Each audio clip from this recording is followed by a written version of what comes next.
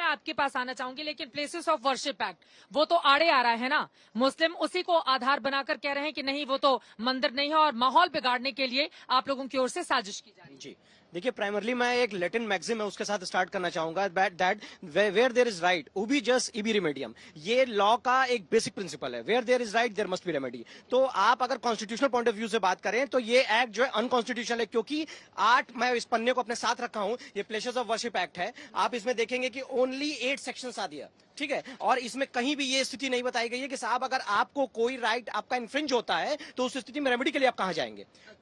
अब दूसरी पहलू पर आ जाइए कि जो भी आपके पिलग्रिमेज होते हैं या मंदिर होती है उनको प्रिजर्व करने का राइट स्टेट के पास होता है। एंट्री 7 में कॉन्स्टिट्यूशन में मेंशन है, in the constitution of India it has been mentioned कि एंट्री 7 में स्टेट के पास राइट है कि आप पिलग्रिमेज या मॉन्यूमेंट्स को प्रिजर्व करेंगी। तो ऐसी स्थिति में सेंटर ने कानून कैसे बना दिया, ये क्वेश्चन अराइज होता है। 1991 में नरसिम्हा राव सरकार ने कैसे कानून बना दिया अगर राज्य सरकारों को इस तरह का अधिकार प्राप्त है? अधिकार प्राप्त है, ठीक है। अब आ जाइए यहाँ के न्यायालय के मामले। यहाँ जो माननीय न्यायालय है वो स्टैट्यूटरी कानून से चलती है। नहीं, ये ज्ञान वापी पर ये लागू होगा या फिर नहीं ये लागू होगा, ये बताइए। मैं बता रहा हूँ, मैं उसी पर आ रहा हूँ कि देखिए ऐसा है कि ज्ञान वापी में मसले जो है वो 1937 से चले आ रहे हैं। तो अगर लीगल हिंड्रेंस जो है 1937 से शुरू हो गया है तो ऐसी स्थिति में, और 1991 में भी मुकदमा उस पर है, तो अब ऐसी स्थिति में ये एक्ट उस पर लागू नहीं होगा, क्योंकि इस एक्ट का प्रोवाइजो क्लॉज। तो 3 आधार क्या है जिसको लेकर लग रहा है आप लोगों का कि आप लोगों का पक्ष जो है वो अदालत में मजबूत रहने वाला है? और अब तो सिविल कोर्ट से मामला जिला अदालत में चला गया है, तो एक स्टेप तो आगे बढ़ा मुस्लिम पक्ष इसी को लेके कि देखिए सिविल कोर्ट पे भरोसा नहीं हुआ, जिला अदालत में मामला गया है, तो इसको किस तरह से ले रहे हैं? देखिए ऐसा, ये तो माननीय उच्चतम न्यायालय ने आदेश दिया, उनके निर्देश पर जो है ये जिला न्यायालय, उन्होंने कहा कि जो है वो 25 साल एक्सपीरियंस जज साहब हैं, तो वो जो है ज्यादा बेहतर चीजों को समझेंगे, इस वजह से वहां पे गया। ऐसी कोई बात नहीं कि भरोसे वाली बात। सिविल कोर्ट ने भी जो ऑर्डर दिए वो परफेक्ट और अपनी जगह पे प्लॉजिबल थे, ठीक है। लेकिन जहां देखिए, हाँ बता रहा हूँ वो आपको, मैं बताऊं कि देखिए पहली बात तो ये कि प्लेसेस ऑफ वर्शिप एक्ट 1991 जब पास हुआ है उसके पहले से लॉर्ड विश्वेश्वर का मुकदमा चल रहा है। तो जब 1991 का जो सूट हमारा पेंडिंग है, ठीक है, वो चल रहा है। 1937 में दीन मोहम्मद ने मुकदमा किया था, तो लीगल हिंड्रेंस जो है वो क्रिएट हो चुका है। तो ऐसी स्थिति में ये जो बेसिक प्रिंसिपल ऑफ लॉ है, ये एक्ट जो है वो, आप कह रहे हो कि 1991 से, चूंकि ये 1991 हो गया, 1937 हो गया, तब से ये मामला चल रहा है, तो इस पर लागू नहीं होता है प्लेसेस ऑफ वर्शिप एक्ट। आपको भी यही लग रहा है? नहीं, देखिए ये तो ठीक कर रहे हैं, लेकिन 91 का एक्ट यदि लागू भी है तो 91 का एक्ट का सेक्शन 4 का सब सेक्शन 3 ये कहता है कि कहाँ ये एक्ट लागू नहीं होगा।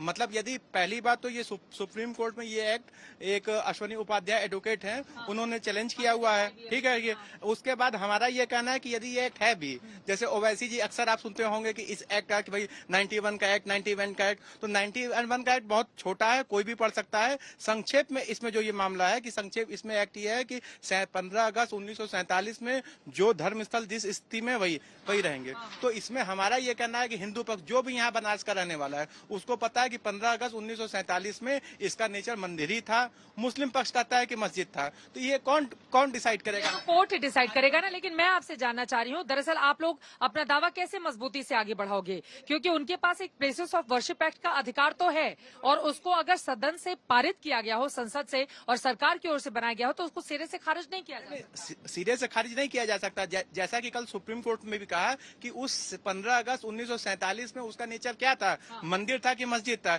ये तो कोर्ट ही डिसाइड करेगी ना, इसलिए जांच में नहीं है। हिंदू पक्ष का कहना है कि 15 अगस्त 1947 को इसका नेचर मंदिर था, मुस्लिम पक्ष का कहना है कि मस्जिद था, तो ये कोर्ट डिसाइड करेगी। और कोर्ट एविडेंस क्या है? अब एविडेंस क्या है आपके पास? एविडेंस दिखाइए जो कोर्ट में रखेंगे आप। देखिए एविडेंस तो आप वादी के मुकदमा वकील हैं, आप ये जानिए कि बंडल साहब जो अभी कमीशन रिपोर्ट आया है, ये 1937 के भी पेपर आप लेकर आए हुए हैं ना, दीन मोहम्मद के, बताइए वो क्या कहता है? ये दीन मोहम्मद का एक मुकदमा थे, 3 मुस्लिम, ये आजादी के पहले 1937 का है ये दीन मोहम्मद। ये मुकदमा जो है 25 अगस्त 1937 को सिविल जज सीनियर डिवीजन ने इसको डिसाइड किया था, ठीक है। और इसकी जब ये हार गए तो ये जो है ऑनरेबल हाई कोर्ट में ये अपील किए, और ऑनरेबल हाई कोर्ट ने 10 अप्रैल 1942 को इनकी जो है अपील, जो दीन मोहम्मद अपील में गए थे, वो खारिज हो गई। दीन मोहम्मद क्या कहना चाहते हैं? दीन मोहम्मद की मांग ये थी कि जो ये इनका पूरा जो लैंड है 9130, 1 बीघा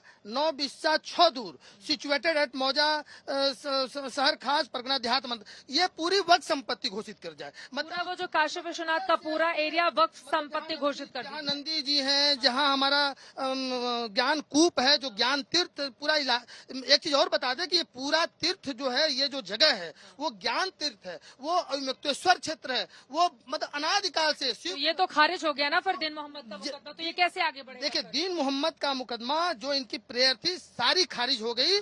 तो एक तो अच्छा, दूसरी चीज, इसमें कोई भी हिंदू पक्षकार शामिल नहीं था, तो इसका मतलब ये भी हुआ कि यदि इसमें कुछ उनको रेमेडी दे भी दी कोर्ट ने, यदि किसी खास स्पेसिफिक मैक्सिमम उनके जो प्रेयर थे रिलीज, दीन मोहम्मद चले गए थे कोर्ट और उन्होंने जाके कहा था कि हमको आसपास चाहे नंदी जी जहाँ है, बाकी जो हिस्सा है वो जमीन वक्फ को सौंप दी जाए, मस्जिद को दे दी जाए। उन्होंने जो 1883-85 का जब रेवेन्यू रिकॉर्ड स्टार्ट हुआ, उसके पेपर्स लगाए थे। कोर्ट ने कहा कि खसरा is not included in record of rights and does not carry presumption of the correctness, it is not conclusive evidence of fact stated therein. इस जजमेंट में पढ़ेंगे आप तो बहुत ही कुछ चौंकाने वाली जानकारी आपको मिलेगी इस जजमेंट से। लेकिन अब फिर तो उस समय खारिज हो गया था ना 1942। देखिए, वो तो खारिज हो गया। इसमें पूरा इतिहास जो हिंदुओं ने उस लड़ाई को, उस मस्जिद जो कथित जो मस्जिद बना दी गई थी बाबा विश्वनाथ के मंदिर को तोड़ के, इसका जिक्र आया। इसमें कई चौंकाने और शॉकिंग बातें हैं, जैसे कि जो देश अभी नहीं जानता है।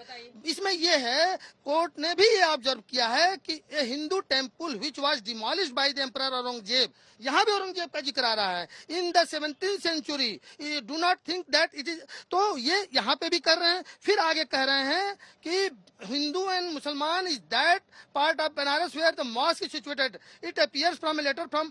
तो तमाम बातें इसमें। एक अच्छी बात आपको बता दें कि कोर्ट ने कहा, ये आधार मैं आप जानना चाह रही हूँ आगे की बात, ये जो इतने सारे मुकदमे की कॉपी आप दिखा रहे हैं, ये आधार क्या बनेगा आगे के मुकदमे के लिए? आधार तैयार एकदम बनेगा, क्योंकि जो इनके दावे, ये नहीं कहा जाएगा कि ये तो खारिज हो गया, अब ये कागज लेकर क्यों चले आए? देखिए, ये एक चीज जानिए, इससे ये सब रिलेवेंट पेपर है, हम नहीं दाखिल करेंगे तो वो दाखिल करेंगे, तो उनको भी हमको डिफेंड करना है। और इसमें वो कहेंगे कि साहब हमारी वक्त संपत्ति घोषित है। 1991 को लेकर भी आप लोग कुछ आगे बढ़ रहे हैं, लेकिन उसके पहले फिर मैं आपसे जानना चाहूंगी, कितनी मजबूती से रख पाएंगे आप लोग अपना पक्ष? शिवलिंग को लेकर भी बाबा मिल गए। अरे तो अभी तो दावा है ना आप लोगों का, उसको साक्षात मानकर पूजा अर्चना का अधिकार मांग लेना, मतलब माहौल तो ऐसा नहीं मुस्लिमों के खिलाफ बनाकर और एक के बाद एक मस्जिदों पर निशाना। नहीं, ऐसा नहीं है। देखिए, ऐसा है, ये बताइए अब फिलहाल जिला अदालत में कल क्या होगा, जरा उसके बारे में। देखिए, इंपॉर्टेंट बात यह है कि अभी सबसे पहले माननीय उच्चतम न्यायालय के निर्देश पर ऑर्डर 7 रूल 11 पर सुनवाई होनी है। ऑर्डर 7 रूल 11 का मतलब है रिजेक्टमेंट ऑफ प्लेंट। उन लोगों का दावा यह है कि 1991 के एक्ट के आधार पर हमारा मुकदमा जो है, जो वादा है, वो रिजेक्ट हो जाना चाहिए, जो हमारा दावा है।